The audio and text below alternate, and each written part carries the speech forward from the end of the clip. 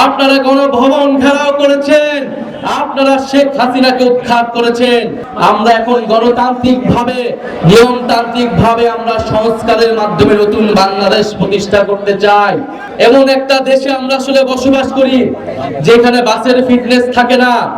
আমরা এমন একটা দেশে বসবাস করি যেখানে বিমানেরও ফিটনেস থাকে না। আমরা ভবিষ্যৎ প্রজন্মের জন্য একটা ফিটনেস বিহীন রাষ্ট্র দিয়ে যেতে পারি না। তখন কোটা সংস্কার আন্দোলন থেকে এই ছাত্র তরুণরা এক দফার মাধ্যমে গণ অভ্যুত্থানে ফ্যাসিবাদ বিরোধী আন্দোলনের রূপ দিয়েছিল। ফলে আপনারা আমাদের উপর আস্থা রেখেছেন।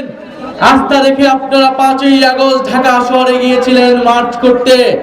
আপনারা গণভবন ঘেরাও করেছেন, আপনারা শেখ হাসিনাকে উৎখাত করেছেন। আমরা মনে করি এই বিজয়ের, এই ফ্যাসিবাদ বিরোধী লড়াইয়ের প্রকৃত বিজয়ী হচ্ছে আপনারা, সাধারণ মানুষ, সাধারণ জনগণ। প্রিয় সংগ্রামী বন্ধুগণ, আমরা আপনাদেরকে মনে করিয়ে দিতে এসেছি আমাদের লড়াই শেষ হয়ে যায়নি।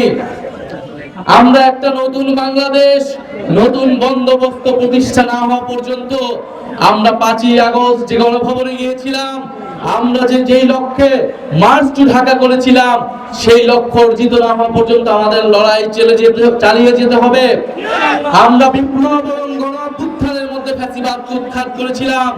সব মশার বিরুদ্ধে সুরক্ষা দিতে এলো বসুন্ধরা এক্সট্রিম অ্যারোসল, মশার বিরুদ্ধে এক্সট্রিম সুরক্ষা। আমরা এখন গণতান্ত্রিক ভাবে, নিয়মতান্ত্রিক ভাবে আমরা সংস্কারের মাধ্যমে নতুন বাংলাদেশ প্রতিষ্ঠা করতে চাই।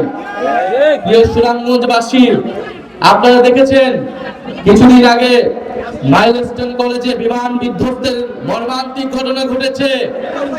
আল্লাহ তাআলা এই পরিবারগুলোকে, যে সকল শিশু মারা গিয়েছে, তাদের শোক সন্তপ্ত পরিবারকে আল্লাহ ধৈর্য ধারণ করার তৌফিক দান করুন।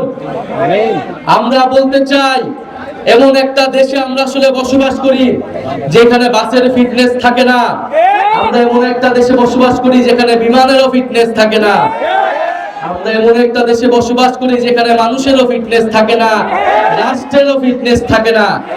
শেখ হাসিনা একটা ফিটনেস বিহীন রাষ্ট্র আমাদের উপর চাপিয়ে দিয়ে গিয়েছে, এই প্রজন্মের উপর চাপিয়ে দিয়ে গিয়েছে। আমরা বলেছি এই প্রজন্ম, আমরা ভবিষ্যৎ প্রজন্মের জন্য একটা ফিটনেস বিহীন রাষ্ট্র দিয়ে যেতে পারি না। এটা আমাদের দায়িত্ব।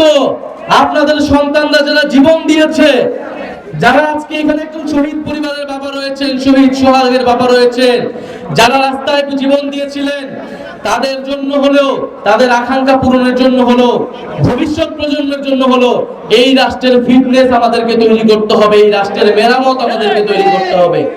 সেই রাষ্ট্র মেরামতের রাজনীতির জন্য এই জাতীয় নাগরিক পার্টি প্রতিষ্ঠিত হয়েছে। সেই রাষ্ট্র সংস্কার, সেই নতুন বন্দোবস্তের জন্যই আমরা আপনাদের কাছে যাচ্ছি।